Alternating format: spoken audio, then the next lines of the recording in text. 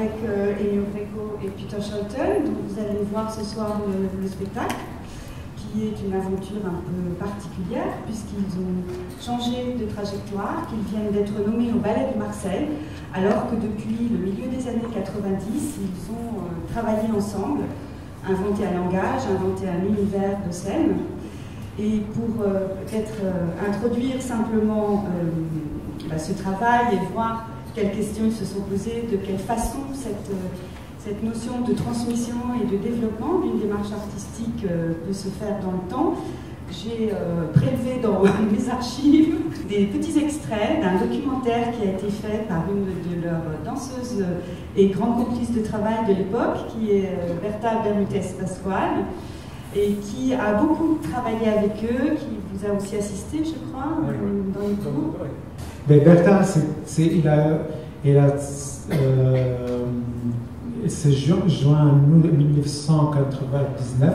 C'était la première danseuse en fait qui on a accueilli parmi nous, parce que le début du travail c'était que des solos, donc je dansais moi-même, donc c'était vraiment une histoire entre moi et Peter. Berta, elle est rentrée de l'aventure, la première à rentrer dans le travail. Et depuis, elle s'est engagée. C'était une danseuse d'expérience, parce qu'elle avait travaillé avec Nacho Doado, Forsyth, elle avait fait les grandes écoles classiques aussi. Et grand talent, une femme très intelligente, et s'est intéressée de plus en plus à notre travail et a commencé à comprendre qu'il s'agissait d'un langage, comme elle disait, et comme elle était aussi très intéressée aux langues, parce qu'elle étudiait aussi de l'arabe et faisait des études vraiment de la recherche, de l'écriture et du langage. Et elle a commencé vraiment à faire du travail, des recherches sur notre travail, un système de notation qui n'existait pas pour aider à décrire le travail. Et voilà. Et ça, c'est un exemple qui illustre aussi votre façon de travailler, oui, et d'avoir des artistes associés, des regards extérieurs, des gens qui, tout autour de vous, gravitent et échangent avec vous. Et bientôt en 2017, vous avez énormément créé, fait beaucoup de projets, et vous auriez pu finalement, en tournant beaucoup, en ayant votre lieu à Amsterdam, continuer à partir de là. Qu'est-ce qui vous a fait, qu'est-ce qui vous a donné envie de travailler pour le Ballet de Marseille? C'est plusieurs couches qui nous ont poussé à aller vers l'inconnu, vers quelque chose de très connu comme le Ballet national de Marseille, en même temps un défi énorme. Mais c'était justement l'envie du défi, le fait de travailler avec un corps social qui est le corps, un ballet national de beaucoup plus, envergure plus important que la situation comme on était à Amsterdam. Amsterdam, c'est un groupe de 8 danseurs dans un système qui, en fait, que nous, on a créé, on a façonné à notre image, pensée. Donc, où il n'y a pas de confort, parce qu'on n'est jamais dans le confort de l'art, et surtout quand la façon de créer comme nous on crée, on ne se laisse pas balancer par le confort. Mais c'est quelque chose qu'on connaissait plus ou moins, on connaissait. Et cette corps social qui est représenté par le Ballet national de Marseille, c'est une investigation et une responsabilité qu'on a voulu prendre avec de la tête l'idée qu'on peut donner un nouveau élan à ce ballet-là, et la combinaison contemporain et ballet et France et nationale pourrait vraiment faire sortir une histoire explosive.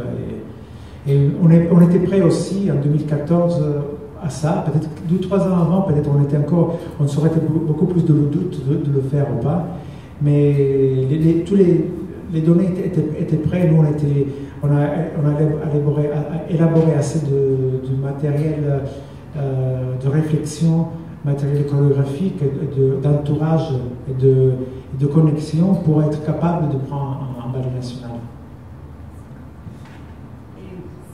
Et juste avant de repartir sur le Ballet de Marseille, il y a une phrase que tu évoques, Peter, la façon dont vous pouvez travailler ensemble, parce que c'est une co-écriture.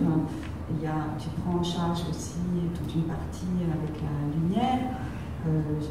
Tout à l'heure, je vous voyais répéter et tu faisais très attention au regard des danseurs et à l'adresse. Et quand Emio s'occupait aussi de correction, de qualité de geste. Et donc, comment vous vous définiriez aujourd'hui dans votre façon de travailler? Est-ce que c'est pareil que ce que vous avez dit là ou différent? C'est une sorte d'évolution, je pense. Mais voilà, au commencement, je viens du théâtre et c'est clair, c'est de la danse. Et quand on nous retrouve, j'ai un sincère intérêt sur le corps. Et plus, parce que ça c'était le temps en 1895, que c'était vraiment le théâtre de danse, de Pina-Bausch, donc plus théâtral, mais une sorte d'une distance vraiment de l'histoire du corps. Et quand j'ai rencontré Emio, qui parle avec son corps, et ça c'est pour moi complètement nouveau. Et dans le commencement de notre travail, c'était vraiment une aventure de placer une histoire d'un corps sur scène et d'analyser c'est plus intuitivement, c'est une combinaison d'intellectuellement et intuitivement de trouver une sorte de cadre, de structure, de possibilité pour cette histoire d'un corps. Et ça c'est une recherche qui continue toujours. Et pour répondre pourquoi le ballet à Marseille, après Amsterdam, c'est toujours aussi, et bien moi, c'est une nécessité aussi pour des aventures, qui est nécessaire aussi pour notre travail, pour notre curiosité. Et à Amsterdam, c'est pas comme on a été sur une fin, mais c'est une nécessité vraiment d'une nouvelle étape, une nouvelle aventure, sans laisser en derrière notre expérience et notre désir. Et ça, c'est pourquoi on a toujours dit, c'est une sorte d'aventure qui peut être vers l'ensemble. Et c'est pourquoi on garde aussi notre activité à Amsterdam, et c'est un vrai un projet européen. Quand vous avez dû rencontrer ce corps de ballet, c'est aussi une autre histoire de corps. Et cette première pièce que nous allons voir, que vous avez justement intitulée comme le nom du ballet, comme tu expliquais tout à l'heure, c'est de quelle façon vous avez pu entrer et amener des éléments de votre langage par rapport à l'histoire déjà de ce ballet. Est-ce qu'il y a eu des choses à changer, quelle façon vous avez peut-être de donner, si c'est possible, quelques explications sur votre engagement dans le mouvement, avec un certain nombre de motifs, votre conception du corps en révolte, par exemple, des choses comme ça? Ben, on a dû faire face à un groupe qui existait déjà, parce que donc, je ne sais pas si vous connaissez maintenant l'histoire des centres chorégraphiques de ballet en France, parce que le Ballet National de Marseille, c'est aussi un centre chorégraphique, et qui a eu des différentes directions. Donc, c'est particulier qu'il y ait des nouvelles directeurs, donc prennent la direction, et en fait, ils se trouvent face devant une institution. Bon, surtout là, il y a aussi un décalage culturel entre l'Italie, mais les Pays-Bas d'où on venait, la France, qui a ses règles, ses comportements. Donc, il y avait un corps social, comme je disais avant, mais aussi une institution, un corps institutionnalisé. Ça, c'était la chose la plus évidente avec laquelle on a dû faire tout de suite se mettre au travail. Et alors, comme c'était la chose à faire, c'était justement pas, comme tu dis, aborder après tout ce qu'on avait créé, amené. Donc on s'est rendu compte qu'il fallait pas tout de suite au début, on arrive, on amène, on sort du placard tout ce qu'on a créé, on vous montre ce qu'on a envie de faire avec vous, ce qu'on sait, ce qu'on a élaboré, et on s'est rendu compte qu'en fait, il ne fallait pas passer tout de suite par là, il fallait faire de façon plus silencieuse. Donc, tous les éléments qui sont maintenant dans le corps du national, la pièce qui me soit, c'est passé sous la peau. On a fait un discours en douceur, pas déclamé comme on pensait devoir faire au début. On se dit ça va être les indications qu'ils vont percevoir à travers la chorégraphie. Ils vont doucement se rendre compte que la chorégraphie, c'est un tracé de plusieurs pensées. La pensée physique, la pensée juste intellectuelle, la pensée émotionnelle, émotive et poétique. Tout ça, ça met quelque chose en mouvement qui est mis dans le corps du danseur. Et le danseur, après, il se rend compte qu'il est en charge de tenir en vie quelque chose de très riche, qui, s'il n'est pas tenu en mouvement, il va le plomber. Hein, ça va lui donner juste l'inertie, mais c'est à lui de le remuer à chaque fois, de l'interroger, et là, il va le soutenir, il va le stimuler, il va être inspiré par le mouvement et par lui-même. Donc c'était aussi, encore une fois, je disais, peut-être avant, on n'aurait pas été prêt de prendre la direction, mais cette maturité, si on peut utiliser le nom, était à notre disposition pour faire ce type de passage, de changement, et comme on a abordé cette première question avec cet esprit-là. J'aimerais, si c'est possible, qu'on puisse revenir aussi sur l'histoire de... Bon, vous avez plusieurs mots ou termes qui correspondent aussi au type de danse et de travail que vous faites. Il y a des petits éléments il y en a un que j'affectionne particulièrement du film des origines, mais qui est le traspasso, par exemple. Ah oui, ouais. Est-ce que c'est possiblement pour toi explicable un petit peu en quoi ça consiste dans la partie qui est le manière de c'est trépassé, oui, traversé, ouais. Oui, c'est vrai qu'on a parlé entre nous de ça.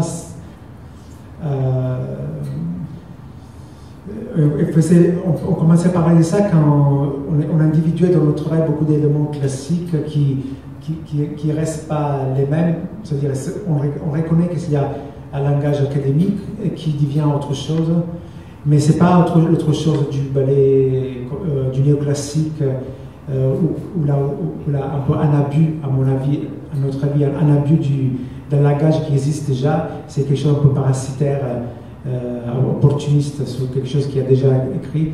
Alors, c'était plutôt voir un langage et le considérer aussi comme une culture, comme une matière. Et c'est une matière qui, justement, parce qu'on la considère comme matière, on peut passer à travers.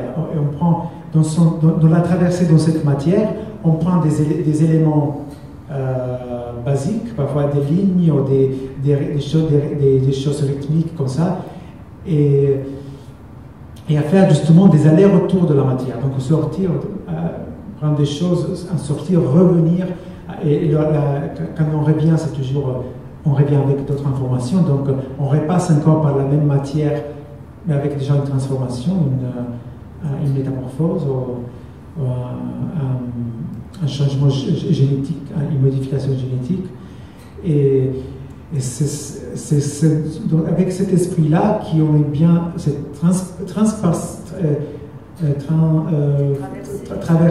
transpercer la culture chorégraphique qui est ce bagage culturel qui est le ballet classique.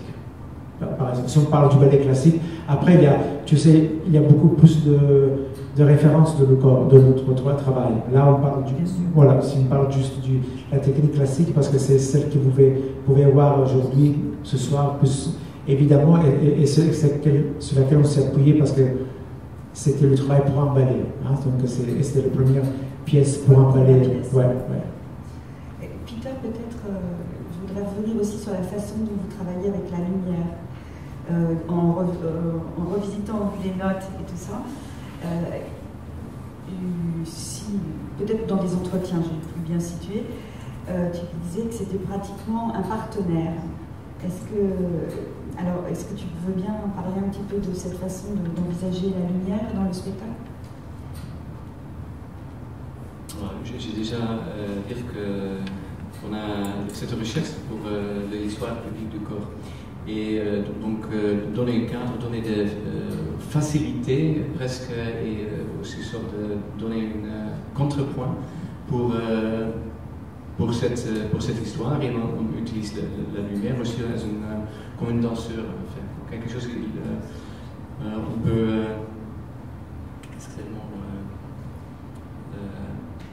on peut confronter le corps aussi. Donc il est forcé de donner son propre réaction sur ça. Donc la lumière, c'est pas juste on crée un spectacle et après le dernier semaine on est dans un théâtre et on crée une light design, comme on dit, un design de lumière. Mais la lumière, c'est déjà on pratique la lumière déjà au commencement du début de la création. Oui, c'est ça. Mais tu changes aussi des fois. Pardon? Oui, ça change et c'est même une évolution. Parfois, souvent, on arrive à la première et bon, là, comme le cas du Ballet national de Marseille, la pièce, on avait fait des choix de lumière qui sont encore en évolution. En fait, on a fait deux, trois, pas adaptations, mais respire, hein, parce que la lumière respire aussi. Même pour aujourd'hui et hier, on a trouvé d'autres clés, d'autres passages clés qui n'existaient pas avant. Donc c'est quelque chose qui évolue par rapport aussi comme nous on identifie la pièce. Parce que souvent, vous devez savoir que la pièce, on fait une première et souvent on ne se rend pas compte la pièce qu'on a devant soi. On la découvre le jour de la première et même pas parfois en adjoint la deuxième fois, la troisième fois, la quatrième fois. C'est là qui ont su de tâches de la pièce et on commence à lire ce qu'on a. Là, on était tellement préoccupés pendant 2 semaines, 2 mois. Donc la lumière, forcément, comme c'est pas juste un habillage, mais c'est quelque chose d'essentiel, elle aussi, elle s'explique encore de façon de plus en plus claire. C'est pas seulement la lumière, c'est aussi le son, bien sûr. Le son est exactement le même. Donc on change le son jusqu'au aussi. Ici, on a un peu changé. Et c'est plus aussi de juste pousser sur un bouton et c'est un cue pour un danseur, mais c'est vraiment une collaboration entre les gens qui font la musique en dehors et le danseur qui est sur scène. Oui, il faut absolument que les danseurs se rendent compte de ça. Ces éléments scéniques, c'est vraiment on disait avant que toute la chorégraphie, c'est un tissage de différentes lignes, différentes pensées. On peut ajouter aussi le son, la lumière, la chorégraphie. C'est des interactions qui doivent se faire à travers le corps. Ce sont des ponts, en fait, des passerelles, hein, des passages qui se font parfois entre le corps, la lumière, le corps, le son. Et donc les danseurs doivent assumer tout ça, ils doivent être conscients de tout ce qui les entoure. Le son déjà commence. Le son de propre corps. C'est important aussi de reconnaître ton propre musicalité tout le temps. Et les choses qui sont dedans et extérieures. Et ça, c'est tout le temps une sorte de rapport. Ouais. C'est-à-dire aussi que le son, c'est pas le cas que le danseur danse sur la musique qui était choisie, mais c'est une relation entre sa propre musique, son propre son, son propre bruit, comme rythme, avec celle qui vient à l'extérieur. Par ailleurs, parmi les multiples créations, travaux de complicité artistique que vous avez, puisque ça me fait penser, vous avez aussi développé un travail de recherche avec des compositeurs contemporains, où vous avez aussi travaillé différemment avec des capteurs. Est-ce que c'était des expériences particulières dans cette relation à la musique et est-ce que ça vous a apporté comme élément par rapport à peut-être à votre danse, comme réflexion entre le corps et la musique? Oui, tu fais référence à un projet qui a duré 3-4 ans, je pense, qui en fait c'était un processus, c'était pas vraiment un spectacle, mais c'était quelque chose qui était en continue évolution, la durée de 3-4 ans, qui était énormément, d'une inspiration énorme pour nous. C'était avec un compositeur contemporain et l'IRCAM à Paris, donc le centre de musique électronique. Et c'était une proposition du compositeur d'arriver à comprendre, c'est-à-dire à comprendre le mécanisme du corps, la logique du corps, et essayer de voir si, en écoutant,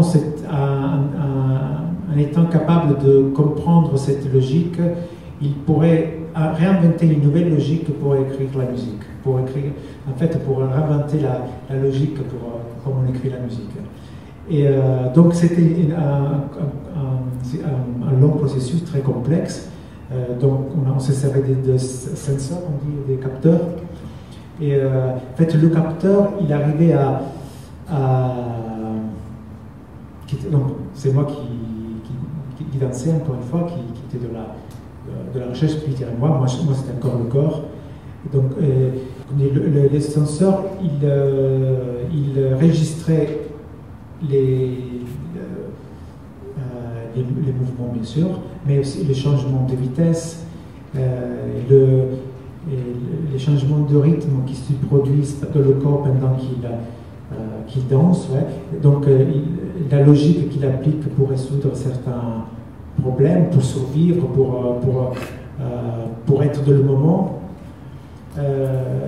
Toutes choses qui, en fait, que le corps il peut mettre à disposition. Le corps, c'est un engin absolument sophistiqué et incroyable.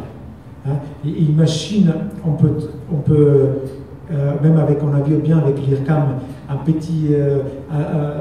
software très sophistiqué. Il y a une petite chose qui ne marche pas, on est obligé de s'arrêter, on est coincé. Le corps, même une petite cellule qui reste vivant, il arrive à donner des impulsions, à donner de la vie, quoi, et à produire de l'art, à produire du mouvement. Donc à partir de ce corps-là a été étudié pendant des semaines, des mois, et ces données-là ont été cataloguées. Après, le travail après, c'était pas moi qui l'a fait, mais tous les chercheurs de l'IRCAM, ils sont essayés, voilà, de voir des datas, des choses pour extraire des calculs, des algorithmes comme ça, pour créer une musique qui est née du corps. Ouais. Mais ça c'était possible justement parce que aussi la nature de notre geste est bien aussi ce que Peter dit, c'est-à-dire il y a l'écoute d'une musique intérieure, d'un son intérieur qui donne un corps musical déjà. Comme c'est on aura senti un petit peu sur les différents aspects qu'on soulève comme ça en discutant, il y a ce rapport au corps premier qui en fait organise, il y a un phénomène comme ça très organique de tous les éléments de votre travail, je dirais. On le voit avec la lumière, on le voit avec aussi la musique. Et puis il y a aussi d'autres éléments scéniques. Alors la plupart du temps, mais c'est pas constant, mais la plupart du temps, il y a aussi tout ce travail sur l'espace que vous faites. Ouais. Et vraiment, c'est toutes ces, je vais dire, pour donner une image, ces sculptures lumineuses qui travaillent avec les corps, mais il y a aussi que vous privilégiez la plupart du temps un plateau complètement vide, avec un cadre de scène qui a des matériaux différents, mais d'une certaine façon. Est-ce que, je ne sais pas, c'est comme la page blanche, ou est-ce que c'est... Qu'est-ce qui fait que vous privilégiez toute cette structure-là? Oui, on aime juste un espace vide, complètement vide, que le corps doit se manifester, se présenter et donner une histoire qui n'est pas une histoire anecdote, c'est pas juste on a un concept dans notre tête et on utilise le corps pour moyen, mais c'est vraiment l'histoire de corps. Donc l'espace, c'est le plus important aussi, de se confronter avec la lumière, parce qu'avec la lumière, on peut créer une sorte de parcours. Et ça, c'est aussi toute la dramaturgie pour nous, que tout va ensemble. C'est synchronisé. Donc c'est l'espace, c'est la lumière qui crée l'espace, et c'est le son aussi, qui aussi peut créer l'espace. Donc c'est une sensibilisation de ces quatre... donc le corps, l'espace, le son et la lumière. Et ça, c'est pourquoi on insiste que déjà, c'est un bien, ça commence là-bas. Et alors, ça se passe aussi dans le corps, c'est complètement vide quand tu entres le spectacle. Rien de rien. Et après, ça se remplit. Ça remplit et l'espace. Mais là, on voit aussi la signification, la signification du corps qui se présente sur scène. On comprend pourquoi il se place là, pourquoi peut-être au centre, un peu plus décalé. Là. Chaque signe devient important. Voilà, donc, en fait, après, on est encore plus responsable de chaque moment. Et nous, on le sait, et le danseur, il se rend compte qu'il est responsable de chaque moment. Si on revient sur la pièce Ballet de Marseille, oui. Vous avez du coup des danseurs nombreux, ils sont 17 là. Oui, c'est une pièce qui peut être faite pour 30 danseurs et qui peut être réduite à 17. Ouais. Là, c'est 17. Voilà. Et vous travaillez aussi dans la structure du coup, parce que c'est rare, il n'y a que des grands ballets, des grandes formations qui arrivent à avoir autant d'interprètes sur scène. Vous travaillez du coup sur un rapport entre la masse, hein, quand on entend le corps, et aussi la façon dont chacun peut exister. Donc c'est une manière d'écrire, j'imagine, qui doit vous intéresser particulièrement, mais c'est pas du tout le même travail que de travailler sur des pièces avec des formats plus petits ou avec moins de danseurs. Quelles sont un peu les différences autour de ça et qu'est-ce que ça vous permet? Ça ne change pas si c'est 1 ou 30 ou 100, parce que pour nous, on voit ça c'est le corps, mais c'est aussi renforcer l'individualité par les masses. Oui, comme tu disais, c'est un peu ambigu parce qu'en fait, on dit toujours que chaque corps, un corps contient tout. Donc en fait, on n'a pas besoin d'en avoir 20 ou 30 parce que le deuxième, le troisième ne va pas ajouter quelque chose parce que un corps contient tout le monde. Ce qui est intéressant là, c'est le côté social qui se développe. Voilà, on comprend que les individus qui opèrent de certaine façon, et là, voilà, ce corps social qui de plus en plus, on s'est rendu compte que c'est quelque chose d'important pour nous à développer, à travailler. Le rapport, le contexte avec l'autre,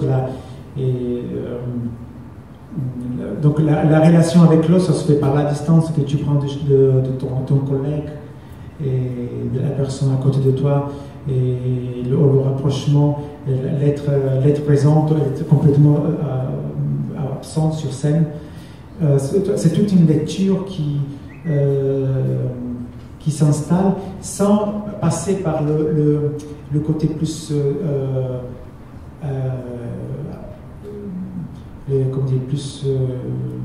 conventionnel de la danse, où il y a le contact physique, de la toucher comme ça.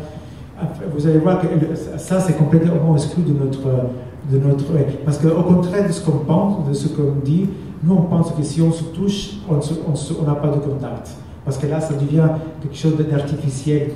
En fait, on casse le vrai rapport qui se fait par l'espace qui est entre. C'est l'espace qui est entre les personnes qui crée le dialogue et le contact. Et comme on tient en éveil, on nourrit cet espace. Donc, vous voyez, donc, si un espace de lui se rapproche, il y a toute une situation qui change, tout un rapport à l'autre qui change. Donc, quand on met une masse sur scène, c'est un peuple qui avance. Là, le corps ballet universel, c'est un corps, c'est une migration en fait.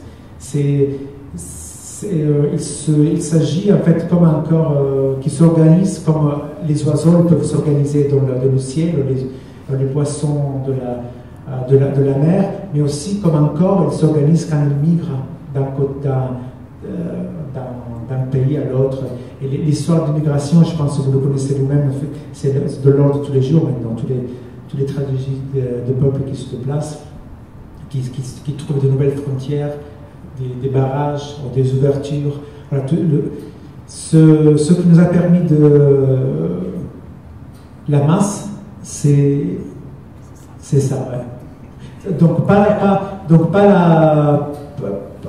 on ne s'est pas appuyé sur la composition. La composition, c'est un élément de la clavier qui ne nous intéresse pas particulièrement. Composé, on a 30, donc on fait des duos, des trios, des choses, des histoires. C'est encore une fois l'histoire multipliée du 1. C'est l'humanité. Ça, on parle de votre première pièce et vous avez déjà fait en très peu de temps plusieurs créations avec le Ballet de Marseille, et dont une avec 30 ou plus, 40 danseurs extrémistes. 30. Avec 30 danseurs. Et par rapport à juste pour situer la démarche et votre façon d'avancer, même si tu as déjà évoqué un petit peu de quelle façon vous y preniez, extrémalisme, c'est un mot qu'on a employé il y a longtemps déjà pour caractériser votre travail. Oui. Et là, vous avez donné ce titre-là à cette pièce pour 30 danseurs. Oui. Donc c'est la seconde création avec le Ballet de Marseille. Oui. Et qu'est-ce que ça induit pour vous? Ça signifie quoi ça? Oui, il faut dire que quand on a pris la direction du Ballet national de Marseille, on a individué notre mission sur deux points spécifiques. C'est le corps du ballet, ça c'est un thème artistique, et le corps en révolte. Donc le corps du ballet, on en parlait bien, c'est sous l'évolution du langage du ballet contemporain, et le corps en révolte, c'est tout ce qui nous engage avec le présent, avec ce là où on est maintenant. Donc vraiment le côté plus d'investigation, de recherche qu'il peut avoir avec l'art, avec la danse. Donc avec l'extrémalisme, on a touché donc, le deuxième volet, donc le corps du ballet national de Marseille, c'est bien le corps du ballet. Extrémalisme, c'est le deuxième volet, c'est le corps en révolte. Extrémalisme, comme tu dis, c'était quelque chose qui était inventé, on peut dire, pour essayer de décrire un peu notre travail. C'était... il y avait une difficulté à nous situer en fait de les années 90, comme tu dis. Donc c'était pas de la danse abstraite, c'était pas du danse théâtre, c'était pas du conceptuel, la danse conceptuelle. En même temps, elle était conceptuelle, en même temps, elle était théâtrale, en même temps, elle était un peu tout ça. Donc c'était François Le Pluet, un directeur du théâtre de Bretagne, qui nous a dit: j'ai trouvé, votre danse est extrémaliste, parce qu'elle contient